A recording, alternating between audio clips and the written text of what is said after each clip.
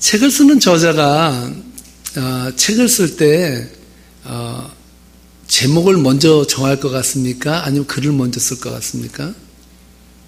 대부분 보면요, 책을 쓸 때 자기가 쓰고 싶은 글들을 쭉 써요.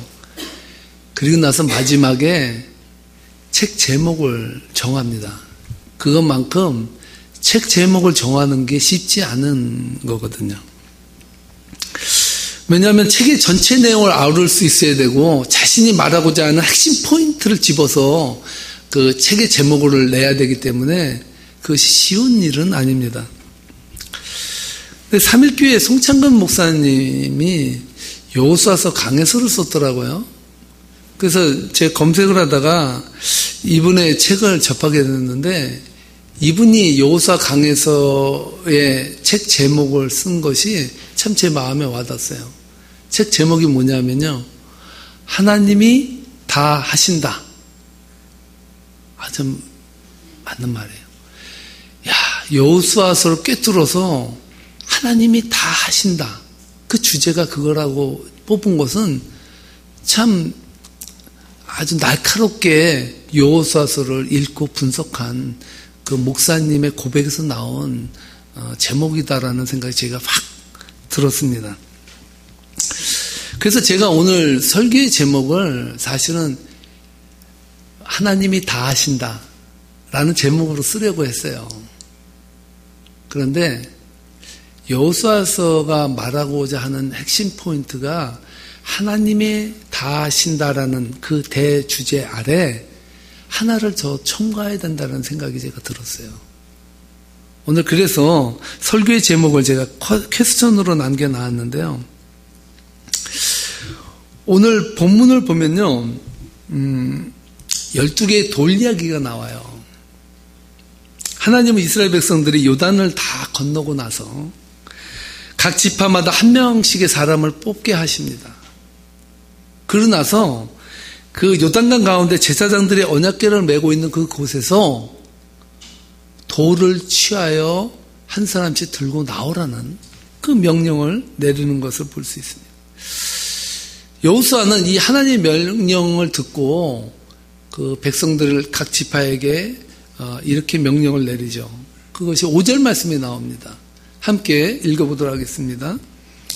그들에게 이르되 요단 가운데로 돌아가 너희 하나님 여호와의 궤 앞으로 가서 이스라엘 자손들의 지파 수대로 각기 돌 한 개씩 가져다가 어깨에 매라. 어깨에 매라라는 말씀을 통해서 보면 세상 말로 무식한 말로 짱돌이라 그러죠. 이렇게 조그만 돌은 조약돌은 아닌 것 같아요. 어깨에 맬 정도, 누가 조약돌을 어깨에 메고 오는 사람이 있습니까? 적어도 그 요단강에서 너희들이 생각할 때 그래도 묵직하게 큰 돌을 하나씩을 각 지파별로 하나씩 들고 나오라는 명령을 했다는 것을 볼 수 있습니다. 왜 이 돌을 하나님께서는 들고 나오라고 했을까? 답이 다 나와요. 보니까 7절에 나오더라고요. 우리 한번 왜 그 돌을 들고 나오라 그러는지 한번 그 이유에 대해서 들어보도록 하겠습니다. 6절로 7절 말씀입니다. 함께 읽겠습니다. 이것이 너희 중에 표징이 되리라. 후일에 너희의 자손들이 물어 이르되 이 돌들은 무슨 뜻이냐 하거든 그들에게 이르기를 요단물이 여호와의 언약궤 앞에서 끊어졌나니 곧 언약궤가 요단을 건널 때에 요단물이 끊어졌으므로 이 돌들이 이스라엘 자손에게 영원히 기념이 되리라 하리라 하니라. 아멘. 이 돌이 무슨 의미가 있냐 라고 너희들이 자손들이 물으면 그때 이렇게 대답해 주라고 그 돌을 가져왔다는 거예요. 이 돌은 무엇을 상징하냐면 이 돌이 하나님의 법궤가 요단물에 닿을 때 이 물이 끊어져서 이스라엘 백성들이 건너갔다라는 증표로 삼으라고 이 돌들을 들고 오라고 했다. 이렇게 말하고 있어요. 설교를 제가 다 끝낸 것 같습니다. 이 돌을 가져오라 그랬죠? 왜 들고 오라 그랬습니까? 이것을 통해서 하나님께서 이 물을 끊게 하시고 너희들이 요단강을 건넜다. 그것을 후세 사람에게 알리게 하기 위해서 이 돌을 취하라. 그렇게 말했다는 거예요. 그런데 제가 한 가지 궁금한 것이 생겼어요. 그래서 뭐냐면 하나님이 다 하신 일들을 나타내기 위해서 왜 꼭 이 12돌이 필요했을까? 생각해 보세요. 한 3명 정도 가가지고 너희들 들기 좀 묵직하고 힘들 정도로 무거운 돌을 하나만 들고 와서 갖다 놔도 기념되는 데는 하나도 이상하지 않아요. 이 돌이 뭐냐 그러면 이 돌을 하나님께서 요단을 끊게 하시고 우리가 건너간 것을 기념한 돌이다. 12이 아니래도 하나만 갖다 놔도 다 기념할 수 있어요. 제가 궁금한 것은 왜 이 12돌이 필요했냐는 거예요. 저는 이 부분에 대해서 기독교의 중요한 교리가 그 안에 담겨져 있다는 사실을 저는 여러분과 함께 캐내기를 원합니다. 그래서 저는요, 오늘 설교의 주제를 하나님이 다 하신다로 정할 수 없었던 이유가 있는데, 오늘 설교의 주제를 하나님이 다 하신다. 그리고 그 다음 말이 저는 필요하다고 생각했습니다. 그 말이 하나님이 다 하신다. 인간을 통해서. 하나님 다 하셔요. 그런데 그 하시는 일이 인간을 통해서 이루어지게 하신다는 거예요. 많은 사람들이 신학적으로 하나님이 다 하신다는 것까지만 믿어요. 그 위에는 끝이에요. 하나님이 다 하셔. 그 이유가 없어요.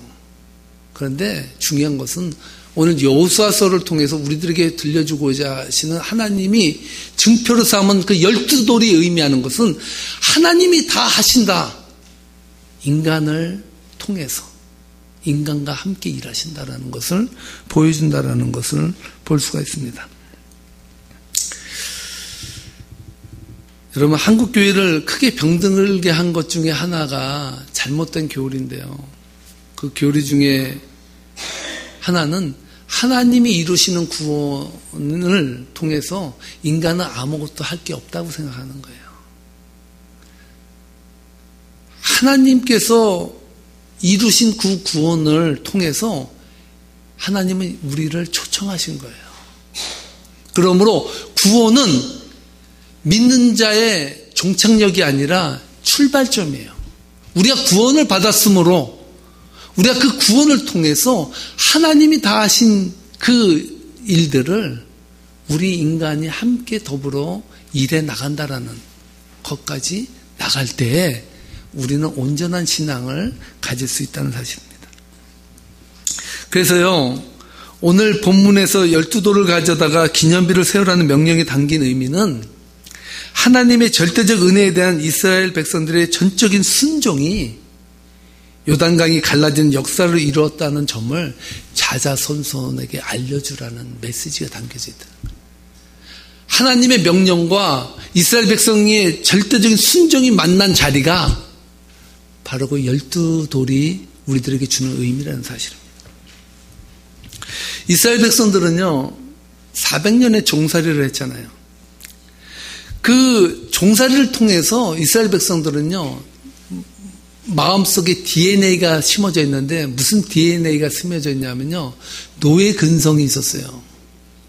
이스라엘 백성 끊임없이 하나님이 나는 너희들의 아버지다. 내가 너희들을 낳았다. 너희들은 나의 자녀다라고 말했는데 끊임없이 이스라엘 백성들은 뭐라고 생각하냐면 우리는 노예야. 우리는 노예의 근성으로 살 수밖에 없어라는 DNA가 뼛속까지 400년 동안 이어지면서 새겨져 있었어요. 머릿속에서 지워지질 않아. 그래서 그들은 항상 생각합니다. 누가 날 도와주는 사람이 안 오나. 그리고 신세 타령하고요, 자기 비하하고 열등감과 굴욕감으로 칼날을 세우는 삶을 살았던 사람들이 이스라엘 백성들이.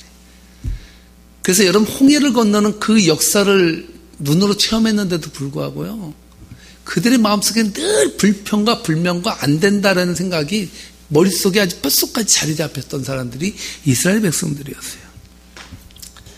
그 정점이 바로 가데스 바네아 아닙니까? 가데스 바네아에서 이제 약속의 땅 가나안으로 들어가는 그 시점에 서 있었는데 정탐꾼들의 보고를 듣고 나서 뭐라 그럽니까? 모두가 다 낙담해서 이제 죽었다. 이집트에 죽을 자리가 없어서 우리를 이곳에 데려다가 광야에서 우리를 죽게 하냐고 불평과 원망을 쏟아부으면서 모세를 원망했을 뿐만 아니라 하나님을 원망하면서 불평했어요. 그 결과가 뭡니까? 이스라엘 백성들에게 너희들은 아직도 노예 근성이 너희들에게 뼛속까지 남아있다. 너희들이 그 DNA가 없어질 때까지 너희 세대는 절대로 가나안 땅에 가지 못한다. 말씀하시고 40년을 다시 광야에서 돌렸어요. 그 일이 일어나고 나서 지금 요단강을 건너가는 거거든요.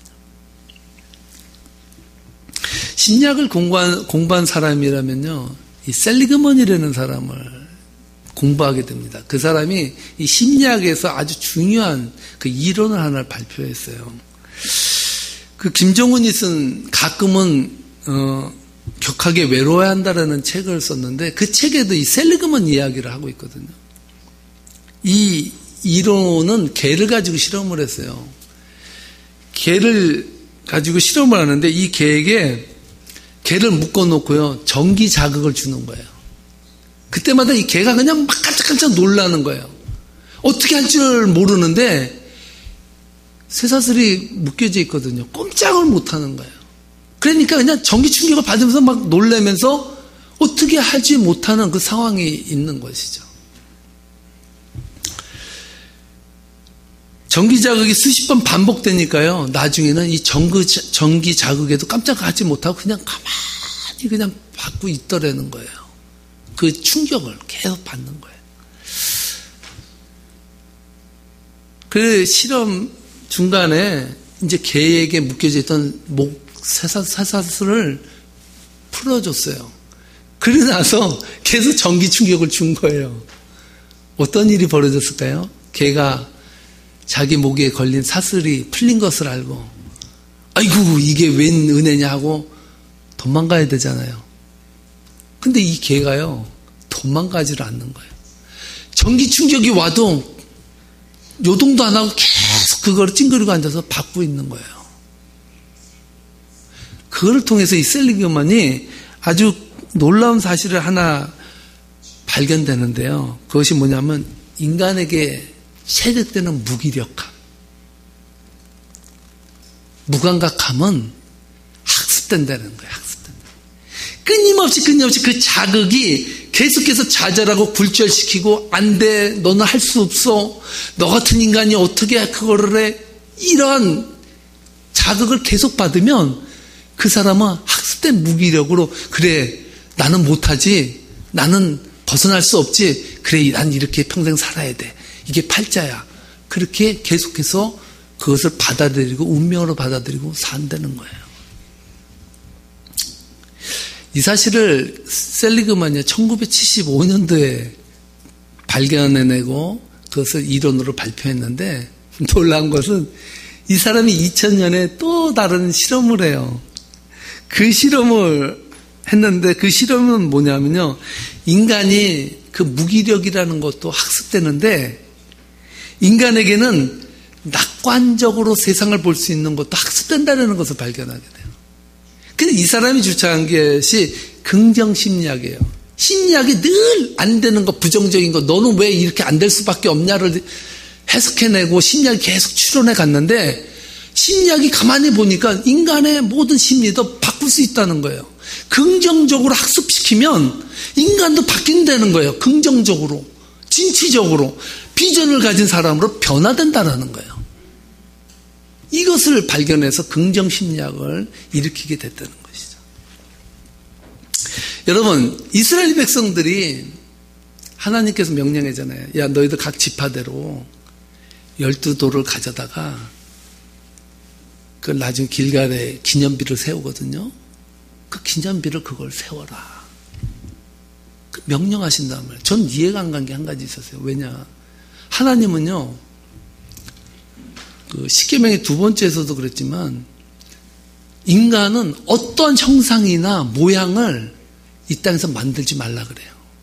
왜냐? 그것도 우상 숭배다라고 말하거든요. 근데 신기하게 하나님께 명령을 내리는데 이 기념비는 세우라는 거예요.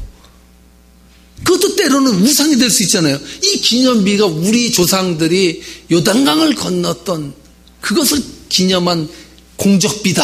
이렇게 하면 그것도 또 섬기는 대상이 될 수 있는데 하나님은 그 기념비를 세우라고 명령하고 있다는 거예요.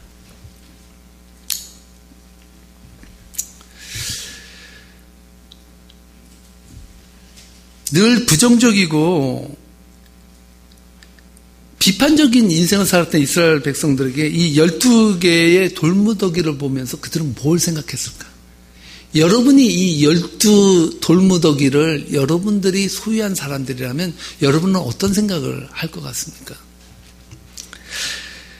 늘 부정적이고 비관적인 인생을 살아가던 사람들이 하나님의 명령에 긍정적으로 순종적으로 나아가게 되니까 자신들의 역사의 현장에 서 있게 되고 그들은 역사의 현장에 섰던 사람들 아니에요. 요단강을 건넌 사람들 아니에요. 직접 하나님의 기적을 눈으로 체험했던 사람들 아니에요. 또한 역사를 만들어가는 사람들이 되었다는 것을 그들은 이 돌무더기를 통해서 그들은 깨닫기 시작했다는 거예요. 아, 이 돌무더기는 우리도 하나님의 비전, 기적이 일어나는 역사 현장에 쓸 수 있는 사람이구나. 우리도 거기에 섰던 사람이구나라는 고백을 그들로 하여금 하게 하는 은혜가 바로 12 돌무더기에 담겨져 있더라는 것이죠.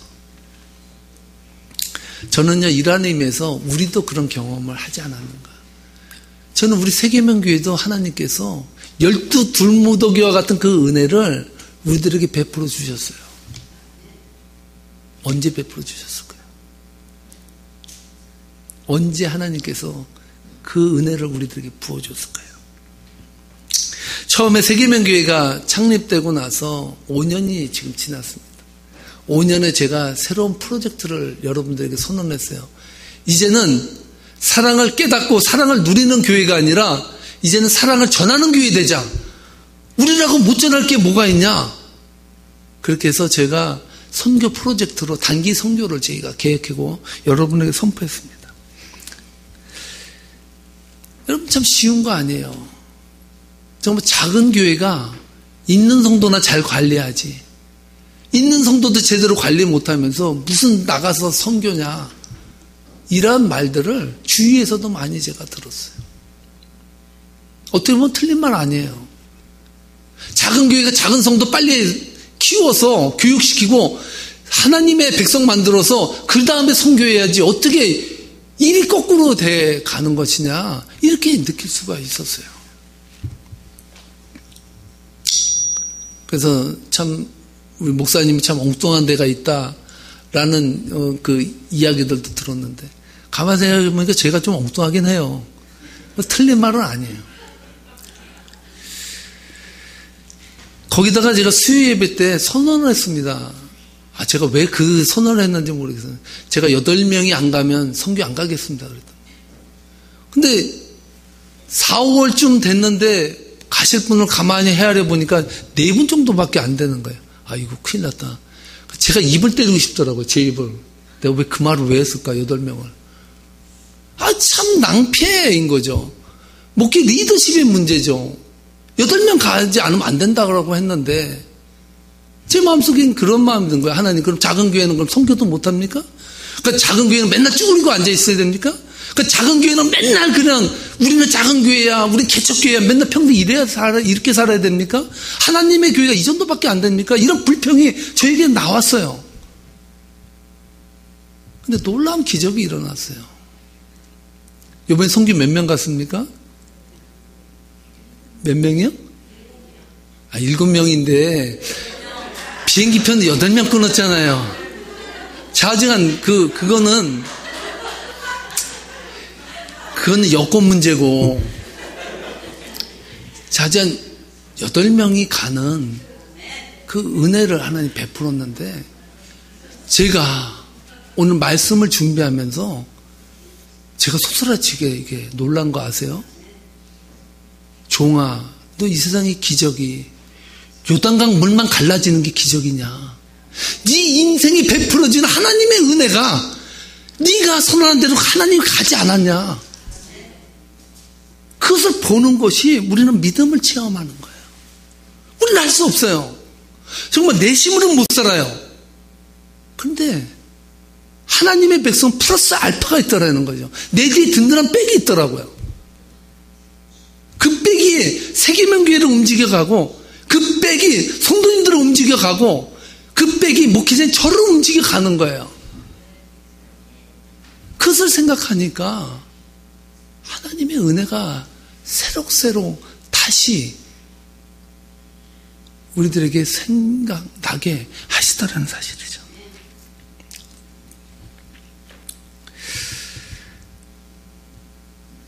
우리는요, 정말 이 모든 것을 저는 그렇게 고백해요. 이 모든 것 아무리 제가 여러분 핏대를 올리고 열성을 다하고 막 돌아다니면서 왜 안 가십니까? 가셔야죠. 꼭 가야 됩니다.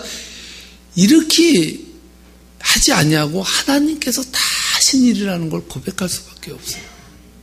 근데 더 중요한 사실은요, 하나님은 하나님의 일을 다 하시는데 우리를 사용하신다는 거예요. 우리를 통해서 일하시길 원하세요. 저는 이스라엘 백성들이 요단을 건넌 것만이 기적이 아니고 정말 세계명교회가 단기 선교를 단행하고 다녀왔다는 사실도 기적이라는 것을 여러분들에게 말씀드리고 있습니다. 여러분, 세상을 살면서요, 아무 일도 안 하면요, 아무 욕도 먹을 필요 없어요. 그리고요, 아무 일도 안 하면요, 중요한 건 아무 역사도 안 일어나요. 그리고요, 아무 문제가 없으면요, 아무런 기적도 체험하지 못해요. 기적은 뭡니까? 안 되는 거에서. 도저히 인간의 한계를 넘어서는 그 단계에서 하나님께 매달 달리는 거 아니에요? 그 문제가 있어야 기적이 일어날 거 아니에요? 문제도 없이 오늘도 내일 같고, 내일이 오늘 같고, 그저 똑같은 날에 무슨 기적이 필요해요? 무슨 기적이 일어날 게 있어요? 문제가 오니까 기적이 거기서 일어나기 시작하는 거죠. 그러니까 여러분 인생 살면서요, 다 문제 있어. 그것 때문에 여러분 고통하고 괴로워하지 마세요. 문제가 있다는 것은 분명히 그 자리에 하나님의 역사의 기적이 일어나요. 하나님께서 우리들에게 베푸는 문제는 거저 지나가는 문제들이 없어요. 다 그 안에는 알알이 보이지 아니하는 12개의 돌무더기를 만드시기 위한 하나님의 계획이 그 안에 분명히 숨겨져 있습니다. 여러분 인생을 살면서요, 여러분의 인생을 보던 하나님의 일을 하던 한 가지 견지해야 될 게 있어요. 우리는 인생을 두 가지 부류로 살 수 있어요. 첫 번째는 긍정적인 눈으로 볼 수 있는 눈과 부정적으로 보는 눈이에요. 근데 우리가 인생을 살면서요, 하나님께서는 우리를 창조할 때 새 피조물로, 이전 것은 지나갔으니 보라 새 것이 되었다. 이사야 65장의 말씀처럼 우리는 하나님을 믿음으로 말미암아 새 창조의 역사가 일어나는 그 은혜를 하나님 베풀어 주셨거든요. 그런데 여러분, 우리가 인생을 살면서 부정적인 비판적인 삶을 견지하면 우리에게는요, 두 가지 선택밖에 할 수 없게 돼요. 두 가지 선택이 뭔지 아십니까? 첫 번째는 비판하는 눈이에요. 두 번째는요, 박수 치는 사람이에요. 우리가 인생을 부정적으로 살면요, 비판하는 눈이 생겨요. 그러다가 부정적인 것이 안 맞잖아요? 그 다음에 어떻게 되는지 아십니까? 그 다음에 박수 쳐요. 하나님의 은혜로 그게 돼서 다행이다라고 생각을 해요. 여러분, 예수님이 이스라엘에 입성하실 때, 나귀 타고 입성하실 때, 그 나귀 타고 오시는 그 길가에서 자신들의 옷을 벗어 던지면서 호산나 하면서 그 길가에 깔았던 사람, 종려나무를 흔들면서 호산나 다윗의 자손이여라고 그 외치던 사람들을요, 예수님은 우리 성도라고 말하지 않았어요. 본문 보세요. 그 본문에 보면 뭐라고 말했냐면 저 무리들이 그래요. 그 사람들은 성도가 아니라 무리예요. 왠지 아십니까? 그 사람들이 나중에는요, 예수님이 십자가에 못 박히기 전에 재판받을 때는요, 그 사람들이 또 목에 핏줄을 세워가지고 십자가에 못 박으소서, 십자가에 못 박으소서 이런 사람들이에요.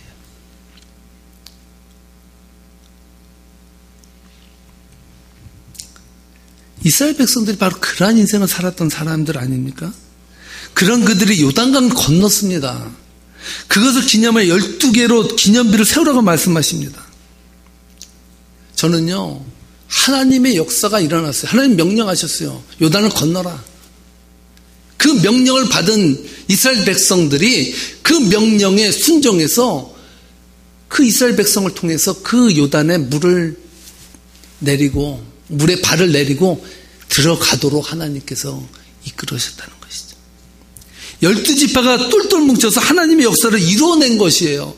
저는 세계명교회가 니카라구아에 선교를 갈 수 있었던 것은 몇몇 사람이 그 선교에 대한 비전을 가지고 나갔기 때문에 이루어졌다고 절대 생각 안 해요. 어떠한 이유가 됐든지 그것이 하나님의 뜻이라고 우리가 믿고 묵묵지의 기도로 여러분 밀어주셨던 성도들이 하나로 그 12도를 만들었기 때문에 우리가 니카라구아에 선교할 수 있었다라고 믿습니다. 그 역사를 하나님이 이루어 가시는 거예요. 가수 존 레논과 결혼해서 유명해졌던 행위 예술가인 오노 요코레는 그 여리오 행위 예술가가 있습니다. 이 사람이 아주 기가 막힌 말 한마디를 했는데요. 그가 뭐라고 말했냐면요. 혼자 꾸는 꿈은 단지 꿈일 뿐이지만 함께 꿈을 꾸면 현실이 된다. 모든 사람이 함께 꿈을 꾸면 그것은 현실이 된다는 거예요. 저는 하나님이 주신 이 세계명교회의 공동체의 힘을 믿습니다. 세계명교회를 하나님이 주신 이유는 우리 한 사람 한 사람은 약해요. 우리 한 사람 한 사람은 파워가 없어요. 그러나 하나님이 만들어주신 이 공동체에 들어오면 이 공동체는 파워를 우리들에게 주는 거예요. 성령의 역사는요, 이 공동체를 통해서 일어나요. 그러니까 우리 한 사람 한 사람이 나는 못해, 나는 부족해, 나는 아무것도 아니야. 아무것도 아닌 사람들이 하나님의 전에 모이고 나니까 거기서 기적이 일어나고 역사가 일어나더라는 거예요. 저는 세계명 공동체가 치유와 회복과 능력의 공동체가 될 줄 믿습니다. 우리를 그렇게 하나님 세우기 위해서 우리를 하나님 불러주셨어요. 그 하나님 12도를 취하라는 거예요. 저는 12돌이 각 성도들이 하나님 앞에 드려진 은혜와 하나님 앞에 드려진 고백의 그 돌들이라고 저는 믿습니다. 그 돌들이 돌무더기가 돼서 세계명교회의 역사를 쓰는 거예요. 이 세계명교회에 어떤 역사가 일어났냐라고 우리 후대에 우리 세계명교회 성도님들이 묻는다면 우리 세계명교회에 이러한 역사가 일어났었다고. 우리 세계명교회에 우리는 할 수 없었는데 하나님의 역사가 돌무더기를 이루게 하셨다는 그 고백이 분명히 터져 나올 줄 믿습니다.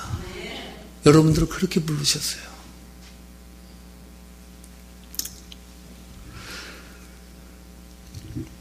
정주영 회장이 현대 중공업을 창업할 때 그 거북선이 그려진 500원짜리 지폐하고요, 미포만의 황량한 백사장 사진 하나, 그리고 5만 분의 1짜리 지도 하나, 그리고 그 남의 회사에서 빌린 26만 톤급 유조선 하나를 들고 세계 시장에 뛰어들어서 내가 할 수 있다라는 것을 이야기했다라 그래요. 근데 정주영 회장이 기업인이 남긴 어록 중에 1위를 차지했는데 정주영 회장이 뭐라고 말했냐면요, 임자 해봤어 이거예요. 정주영 회장이 말하는 건 실패해도 괜찮다, 중요한 건 넌 해봤냐 이거예요.